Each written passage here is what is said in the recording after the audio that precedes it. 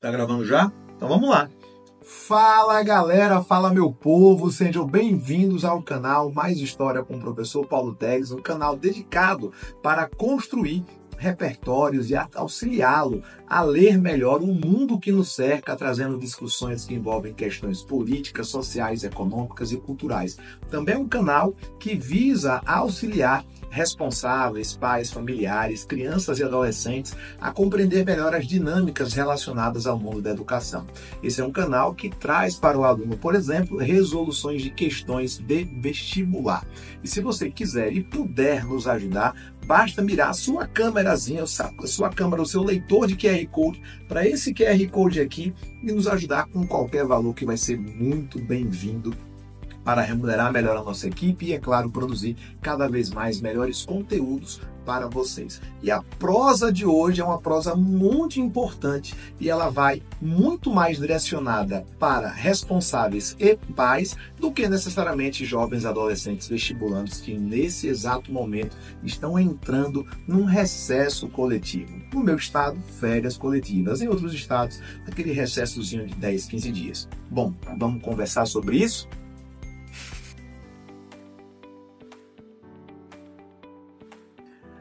Meu povo bom, eu sei que o ano passa e passa muito rápido e nesse exato momento está todo mundo exausto na maratona, nessa odisseia que é a preparação para os vestibulares de fim de ano. E é claro que diante desse contexto, desse quadro, muitos alunos e pais vêm conversar comigo, pais responsáveis e tantos outros, familiares em geral, vêm conversar comigo sobre o que fazer nesse período para que não se perca o foco no processo de preparação do aluno. É importante compreender que esse momento, ele é um momento que deve ser muito bem dividido, muito bem amparado, muito bem planejado, até porque até para descansar a gente precisa de planejamento. Quando a gente não planeja, a gente simplesmente não só não consegue descansar, como também não consegue estudar, e aí adentra ao segundo semestre com aquela sensação de que não viveu nada, isso bate uma frustração terrível, isso acaba afetando a nossa capacidade, de controle emocional, que indiretamente ou até mesmo diretamente vai afetar o nosso desempenho cognitivo no processo de ensino e aprendizagem. E aí, inevitavelmente, conflitos vão aparecer, conflitos geracionais. Afinal de contas, os pais, os responsáveis, aqueles que cuidam dos nossos jovens, eles têm, às vezes, tanto amor por esse garoto e por essa garota, que ele não aguenta mais ver essa pessoa nessa condição de sofrimento, Afinal de contas, é um semestre muito difícil, um semestre que tem uma preparação bem complicada, especialmente dessa pressão que é o vestibular. E muitas vezes, nessa ânsia de querer ajudar, acaba meio que atrapalhando. E eu sei que a sua intenção não é atrapalhar. Então a pergunta que fica é: como ajudar o seu adolescente, como ajudar esse garoto que está aí sob a sua responsabilidade, esse garoto, essa garota que está sob a sua responsabilidade, a ter um melhor desempenho, especialmente a não perder o foco durante as férias? Pois bem, é preciso entender, pai, mãe responsáveis, pai, mãe e responsáveis, pessoas que cuidam desses adolescentes, que a preparação, ela é um ato contínuo, ela é muito mais ancorada num processo de consistência do que necessariamente no processo de saltos. Se você acha, por exemplo, que pressionar esse garoto a não parar de estudar vai ajudar, às vezes isso pode acabar atrapalhando. E aqui é preciso a gente ter muita calma e muita tranquilidade para que a gente não simplesmente cometa equívocos nesse processo formativo. Primeiro, a nossa capacidade de aprendizagem, ela depende necessariamente de repouso. A gente não consegue ter um bom desempenho de aprendizagem quando nós estamos cansados. E falando numa linguagem mais simples, é como se o nosso cérebro ele fosse uma esponja e ele vai absorvendo informações, e para o nosso cérebro, informação é tudo aquilo que ele recebe de estímulo ao longo do dia, não importa se é conteúdo didático de sala de aula ou se é simplesmente uma música que ele viu no caminho, que ele ouviu no caminho para a escola. Para o cérebro tudo é informação. Quando é que o nosso cérebro ele vai filtrar, ele vai separar o joio do trigo, ele vai estabelecer aquilo que ele precisa né, solidificar daquilo que ele pode jogar para escanteio na hora do sono. E a gente sabe muito bem que os nossos adolescentes, eles não são lá especialistas em dormir, né? Alguns dormem demais, outros dormem de menos, e ambos os casos são extremamente negativos. Quando você, pai, mãe ou responsáveis, chega para esse garoto e fala: vai estudar, senta aí, você tem que colocar o seu bumbum na cadeira e estudar sem parar e etc e tal, isso muitas vezes acaba até mesmo atrapalhando. Eu não estou dizendo que uma determinada cobrança não deva acontecer, mas a cobrança ela precisa ser muito bem direcionada. Por exemplo, nesses primeiros dias de recesso escolar, a cobrança não é muito bem-vinda. Afinal de contas, lembre-se que o seu jovem adolescente, ele passou ali por mais ou menos 3 meses e meio, 4 meses e meio de absorção de conteúdos didáticos que foram selecionados e foram enviados para ele ao longo do primeiro semestre. Então, por mais que ele queira, e por mais que ele tente, por mais que ele se sinta cobrado a se dedicar a fazer esse estudo já agora nas férias, já na primeira semana de férias, o rendimento, a qualidade de absorção não será das melhores. Então, minha primeira recomendação é: dê tempo ao tempo. Os primeiros 7 dias do recesso, imaginando aqui um recesso de 30 dias, ele deve ser de absoluto repouso. E quando eu falo repouso, eu não estou me referindo somente a dormir. Eu estou me referindo, por exemplo, a se divertir, né? Para quem gosta de São João, vai dançar uma quadrilha. Para quem, por exemplo, prefere viajar, tenta viajar. Para quem gosta de praia, vai à praia. Para quem gosta de caminhar, fazer atividade física, vai fazer atividade física, vai caminhar, vai se divertir, vai viver, tá? Por quê? Porque esse momento, de 7 a 10 dias, ele será um momento de higiene mental e higiene emocional. Pode ficar tranquilo que não vão ser 7, 10 dias que vão apagar tudo aquilo que o seu filho absorveu no primeiro semestre. Pelo contrário, esses 7, 10 dias são mais do que necessários para que o seu cérebro, para que a sua capacidade cognitiva, ela tenha um repouso necessário e ela tenha um repouso fundamental para que ela possa voltar a absorver novas informações, tá?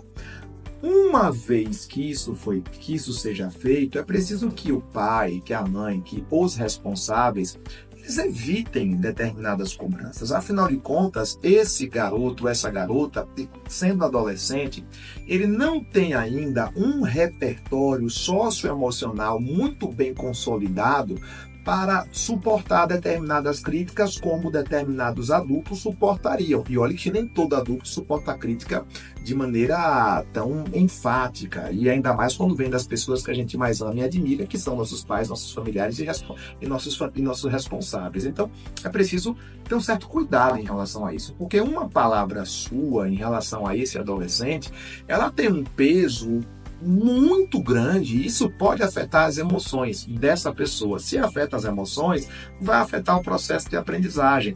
Eu sei que você deve estar pensando: mas na minha época... Então, a sua época, você esteve adequado àquele momento. A época que nós estamos vivendo é uma época completamente diferente. É uma época, por exemplo, que o aluno que vai participar de um vestibular Enem de ampla concorrência para medicina, ele tem que acertar de 45 questões de cada área do conhecimento, pelo menos 39. E não basta somente acertar as 39, ele precisa também ter uma coerência pedagógica, acertar as questões fáceis, acertar as questões médias, tirar acima de 900 pontos na redação. É uma competição num nível muito maior. E mais, além de ter uma competição num nível muito maior, a hiperexposição trazida pelas redes sociais, trazida pela internet, trazida por uma série de estímulos que não existia, por exemplo, na minha época, não existia na época dos senhores pais, acaba piorando a situação desse jovem, desse adolescente. Então, por amor a eles, é preciso dar a eles esse tempo deles viverem, inclusive, a fase que eles possuem. Claro que com responsabilidade, claro que com moderação, mas ainda assim viver essa juventude. E eu não estou aqui dizendo como os senhores devem educar os seus filhos. O que eu estou propondo é um pacto entre escola, professores e famílias para melhorar ou pelo menos tornar menos difícil esse ano de preparação para o vestibular, que é bastante complicado, tá? Segundo passo: no 8º dia ou no 11º, caso ele resolva parar 10 dias, então no 8º, no primeiro dia após esse repouso, eu tenho uma segunda recomendação. é preciso realizar um diagnóstico. O aluno, ele precisa sentar, isso tem que estar muito claro para ele. Nem que isso leve uma manhã inteira, uma tarde inteira, não importa, ele precisa sentar para entender quem foi ele no primeiro semestre. Quais foram as estratégias de estudo que deram certo, quais foram as que não deram certo, se você se preparou da maneira adequada, se não se preparou da maneira adequada, né? Quais foram as disciplinas que ele conseguiu ter um bom desempenho, que ele conseguiu ter uma boa performance, quais foram as disciplinas que ele não teve essa boa performance. E isso quem vai dizer são os simulados, isso quem vai dizer são os resultados que ele teve em provas e avaliações nacionais. Isso vai dizer, por exemplo, vai ser dito, por exemplo, nas Olimpíadas do Conhecimento, caso ele tenha participado. Isso vai ser dito, por exemplo, pelo próprio aluno a partir da sua capacidade de resolução de questões ao longo do ano. Então, diante desse quadro, quando ele pega esse diagnóstico, aí sim ele parte para, né, o planejamento dos seus estudos, que deve ser bastante regrado, disciplinado.